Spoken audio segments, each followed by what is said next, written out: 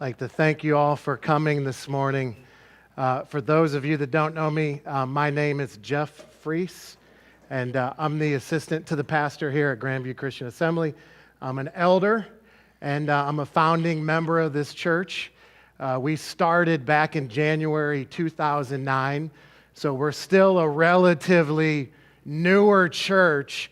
And I remember a couple years after we started, 2 or 3 years after we started, getting together with another pastor from another church. And I remember that pastor had 200 people in our church, in his church. And at the time, we only had about 45 or 50 in our church. And I remember sitting with him thinking, oh, Lord, why can't we have 200? We only have 45. And I remember that pastor having a different pair. Why can't I have their 45? Why can't I have their... Because he said, Jeff, he said, yeah, I've got 200 in my church, but your 45 do stuff. Your 45 do stuff. I'm the pastor of this big church. I have to do everything. And I think it's quite impressive. It's quite impressive when you look at everything that you guys do to make this church happen. If you're new here, I just want to tell you, there were people here at 8:30 this morning packing stuff up and then coming here and setting stuff up. And when we're all done, they're going to do the same thing. They're going to pack it all up. And that's just Sunday morning. But what also can happen in a smaller church, you know, a lot of you in here, you're not in one service area, you're in two. And there might be someone that's actually in 3 service areas. Is there anyone in 3 service areas? So what can happen in a smaller church like this is we kind of get the feeling, well, when I leave these 4 walls Sunday morning, I've done my work for Jesus, and it's over. I don't have to do anything else. And just to give you a quick example, Monday morning, I meet John and Seth. Tuesday morning, I meet some other brothers to pray. Thursday, I meet someone for lunch. There's a small group thing I do Friday night. Then was a Grandview hop I went to. And then that Sunday morning, I was on the roadie team, which means I had to do those things where you throw, see those, that's one of the hardest things for the roadie team right there. I mean, if you do that, Jesus will love you more just for that. But I do that, and that particular morning, I was in kids' church, so I had to run back there, go to kids' church, and come back up here. Then you got to take them down and try to fold them up so they all fit in the nice little box. And then I get home from church, and I want you guys to think what you would do in this situation. Busy week serving Jesus, and I get home, and I get out of my car, and my neighbor comes up to me and says, Jeff, I tore my rotator cuff on my shoulder. Would you be willing to mow my grass for me? Now, how many of you would say, well, Brad, I just tore my rotator cuff too. I was going to ask you if you would mow my grass. You guys would do the same thing, admit it.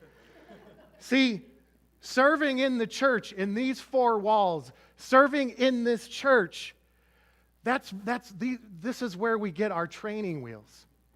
Our training wheels, you could say, for service outside of the church. And sometimes we're so busy here, we miss a lot of opportunities when we leave these 4 walls. And you could almost say this is kind of like the dress rehearsal for the real stuff that happens when we leave here Sunday morning. So what I'm going to do this morning, I'm going to look at the Gospel of Mark, which portrays Jesus as a servant by recording his service. Now, if you want to look at Jesus being portrayed as a king, what book do you read? Gospel of Matthew. If you want to see Jesus portrayed as a man, what book do you read? Luke? Okay, someone besides these two. If you want to see Jesus portrayed as God, what book do you read? John. And if you want to see Jesus doing stuff, what book do you read? The Gospel of Mark. And what I'm going to do this morning also is I'm going to borrow some points from this book called the New Testament Survey from the Gospel of Mark outline. It was actually written by our pastor, John Meyer, so I'm going to borrow some of his points. But if you look at Mark 10:45, it says, "For even the Son of Man came not to be served, but to serve and give his life as a ransom for many." And this is pretty amazing considering that Jesus was God incarnate, walking around the earth as a man, and he could have easily just said, you know what, I'm going to sit back and let all my minions do the serving for me, and I'm not going to do anything. That's not what Jesus said. He said, for even the Son of Man came not to be served, but to serve. And if you look at that word even, for even, right before this, Jesus is telling his disciples, hey, this is what you're going to do also. You want to be the first among somebody, you should be their servant. You want to be the greatest among all the disciples, you must be the slave of all. So Jesus is expecting, hey, I'm doing this. I'm not here to be served. I'm here to serve. I'm here to give my life as a ransom for many. And he's expecting the same from his disciples. And I think if you're in this room this morning, you're a disciple. You're a disciple of Jesus Christ. So again, the first point in the Gospel of Mark to kind of prove, remember, Gospel of Mark shows Jesus as a servant by recording his service. So the first thing in the Gospel of Mark that shows this is Mark's constant use of the word immediately helps demonstrate his rapid pace of service. I don't know if you guys ever do this when you read your Bible. Do you ever get different highlighters out? And you highlight one word, one color, and one word, another color. Well, if you look in the Gospel of Mark, look at this. Immediately. Wherever you see blue, immediately, immediately, immediately, immediately. I mean, it just keeps going. Immediately, immediately. And there's 41 times in this book, Mark uses the word immediately to demonstrate the pace of service there. And it's almost like Jesus didn't want to miss any chance to serve. I don't know if it's maybe he realized, hey, I've only got 3.5 years of earthly ministry. I should take every opportunity I can that comes up. And if you go to the next slide, here's a couple of examples. And they went into Capernaum, and immediately on the Sabbath he entered the synagogue. And he taught there, he cast a demon out of someone. Then it says, and immediately he left the synagogue and entered the house of Simon and Andrew. And there he helped Simon's mother-in-law. And then it says, immediately in 5:2, he stepped out of the boat, or when Jesus stepped out of the boat, immediately there met him from a man from the tombs. And that's where he cast out the legion of demons. And he put them into the pigs, and they rushed into the water. But these are 3 different areas. One is a religious center. He steps into the synagogue. This could kind of be like when you come to church Sunday morning. And you step into church, and immediately there's an opportunity for you to serve. And maybe it's not like I came this morning and dropped my PowerPoint off, and Seth was putting the tablecloths over there, and I thought, man, I could go help him right there, but my wife was waiting for me out in the car. It may not be necessarily service like that. Someone could need prayer. And then 129, it says, immediately he entered into someone's house. Have you ever gone to someone's house and you step into their house and immediately there's an opportunity for you to serve? And then this is another one right here. He stepped out of his mode of transportation. Jesus got out of his boat And immediately there was an opportunity to serve. Have you ever gotten out of your car? Kind of like I did with my neighbor.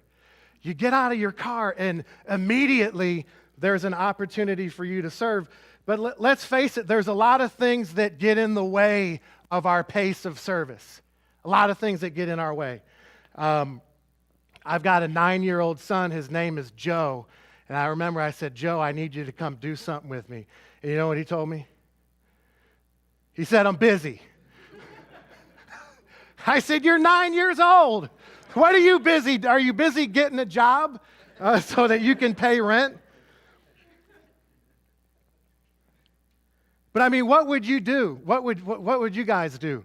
You're in this situation. And remember, this is outside of the 4 church walls. And just immediately there's an opportunity for you to serve. And there's some things that get in the way. Like sometimes we're so busy with travel.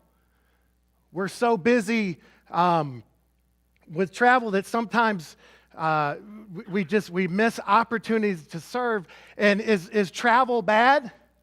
No, I'm going to be out of town next weekend. I got to go pick my kids up. But I think what we all need to do as disciples of Jesus is you have to analyze your Christian walk and realize every time an opportunity comes up for me to serve, am I busy? Does the same thing keep coming up? Like whether it's travel, what about your job? What do you do if your job continually gets in the way of your pace of service? What about school? We've got people here that are in grad school. What do you do if that always comes up? What do you do if for the married couples, what do you do if one spouse in the marriage says, hey, you know what? You've already done enough service during the week. You don't need to go do this. What do you do then? I think Thad gave some good advice. He said someone told him that if you're married and you can't figure out what area you should serve in, and you're the guy in the marriage, start by maybe doing the dishes for your wife, or folding the laundry, or taking out the garbage, or doing something like that. But when the opportunity to serve comes up, do we act immediately, or do we, this is kind of the famous saying is, you know what, there's going to be other opportunities. If I miss this one, there's going to be another opportunity. And hey, I'm young.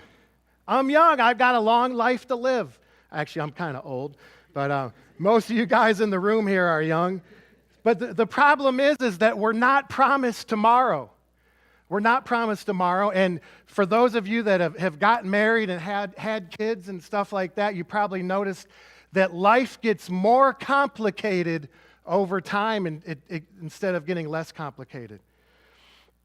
So what else in the Gospel of Mark characterizes Jesus as a servant by recording his service?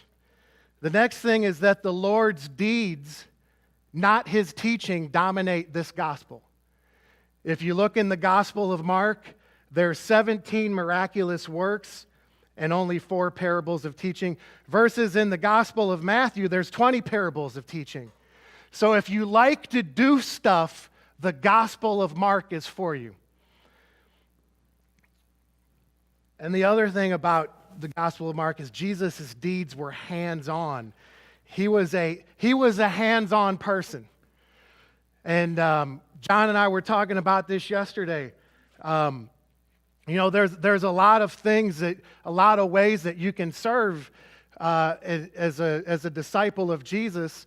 And Jesus was hands-on. He was a hands-on person in the trenches. Zach, come up here for a minute. This is how I've been waiting to use you as an example all week. So look at how you can go to the next slide. And they brought to him a man who was deaf and had speech impediment. And look at what Jesus does. He takes him aside. What does he do next? What is the verse? Oh, we're in the way. What does the verse say that he does next? Can you believe that this is Jesus? He puts his fingers in his ears. This is a deaf man. He can't speak. And then it says Jesus spits on the ground and stick out your tongue. And then he touches his tongue. This is how hands-on Jesus was. Well, thank you, Zach. And the other thing that starts to happen when you become someone that does a lot of deeds, you go to the next slide, is people start to recognize you. They start to recognize you as somebody that is always doing stuff. Look at 654. It says, when they got out of the boat, the people immediately recognized him. And this is what will start to happen. You were telling me last night at the Grandview Hop, people started to come back and say, hey, are you the people that are giving out the free water? People will recognize you for your deeds. Have you ever heard the old saying, it's not what you say, it's what you do? Your actions speak so loudly, I can hardly hear what you're saying. This is what will happen when we start to outside of these four church walls, serve people. And to go back to a little bit about our church history real quick. So we started in January 2009. And in July 4th, 2010, we moved from Upper Arlington to Grandview. And we made a decision when we moved from Upper Arlington to Grandview that we wanted to become known as a church that does stuff in the community. Not just give good messages and have a good band and have good small group, but we actually wanted to become known as for a church that does stuff. So through a lot of prayer and a lot of consideration, we made this school that you're sitting in right now our area of focus. That we were going to focus on serving this school so that people in the community would become known or we would become known in the community for doing stuff. So we started to do that. We started to serve. And there were all kinds of activities that we did for the school, a lot of different service. And then in 2014, because our lease was coming up, we decided that we were going to move. So we were going to see if we could move into the school here after a lot of prayer, after a lot of consideration. And so we went to talk to the people about renting the school, and there was a new administrator here. And he didn't know about all the things that we had done for this school, so we had to write a letter. And I'm not going to read you the whole letter, but I put it up on the slides here. Here are a few things that we have repeatedly accomplished over the last few years. And again, this is what this church did for this school. We did painting projects inside the school. We did weeding on school grounds. We manned concession stands at school events. How many of you guys remember some of these things, participating in them? We did Christmas stocking giveaways, charity drives for needy school families, tutoring programs for kids, and on one occasion, we raised $2,000 for one desperate school mom in need. And in many of these things up here that we did more than once. And this is important for you to know, for the regulars to be reminded, and for those of you that are here for the first time, is you belong to a church that does stuff. And I don't know about you guys, but when you look back at some of these things up here, do you have memories for those of you that were with us of participating in these different things? Because this is important ultimately, because what do we want to be remembered for at the end of our life? So a couple other things here that in the book of Mark that characterize Jesus as a servant by recording his service. The last charge of the Lord to his disciples in the Gospel of Mark was service. This was the last thing that he left his disciples with. Go into all the world and proclaim the gospel to all creation. And this is important because you wonder, who can I serve? Or what area can I serve in? All the world, all creation. There's a lot of different opportunities for us to serve out there. So for you guys that were in Grandview last night, who was all there passing out the water? Was that part of all the world in Grandview? Was it? Check. Okay, you got that. What about was there all creation there? There's a lot of different people. Okay, check. Good. There's so many people that need to be served. I think there's as many opportunities out there as there are people for us to serve. And even the Lord, there was one point in the Gospel of Mark where he said, hey, you know what? I'm being crushed by the people. There's so many people that need to be served. Can you just put me on the boat here so I'm not crushed? And then if you look at the next slide. Here they are last night, passing out. Go back to this slide.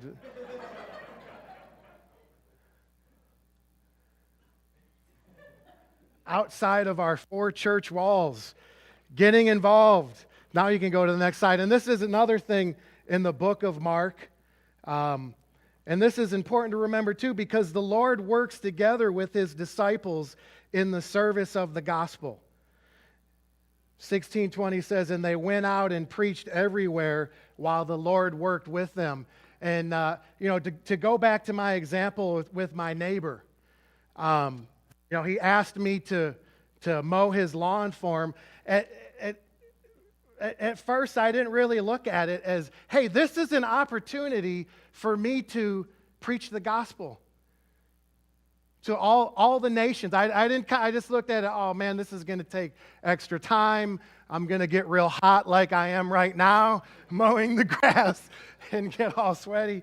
And I have to be honest with you, as I'm mowing the grass, until I really got into this message, I wasn't looking at this as, hey, the Lord is working with me while I'm doing this. The Lord is working. I don't know how he's working with my neighbor, Brad. When you were there last night at the Grandview Hop, did you have the realization that Jesus is working with you? You did? Okay, good. And I also think it's important for us to realize that no matter how big or small that your area of service is, always remember and say to yourself that this is your part. This is your part in proclaiming the gospel to all creation. And try to have a prayer, Lord, work with me while I'm doing this. Work with me while I'm serving you here. And I think we got another picture. This was last week at the Jazz and Rib Fest, where we passed out water. How much water have we passed out, Michael, between last Sunday and this Sunday? Like 1,300 bottles of water our church has passed out free. So in conclusion, what do? What's our takeaway from this morning? And I would say the first thing is make sure that you found an area inside these 4 church walls to serve. Make sure you found that first. If you're not sure what to do, you may be sitting there thinking, well, Jeff, I don't know what to do. I don't know what area of service I should get involved in. We'll help you with that. Matter of fact, we'll help you with opportunities to serve outside of our 4 church walls, like with you've seen in the pictures. And then take a stand to serve Jesus. When opportunities come up to serve, take them. And ultimately, why do we want to do this? And this is my final point, is because we want to become somebody that Jesus Christ can depend on. And the more that he can depend on us in the little things, the more opportunities we're going to have that are much bigger to serve him.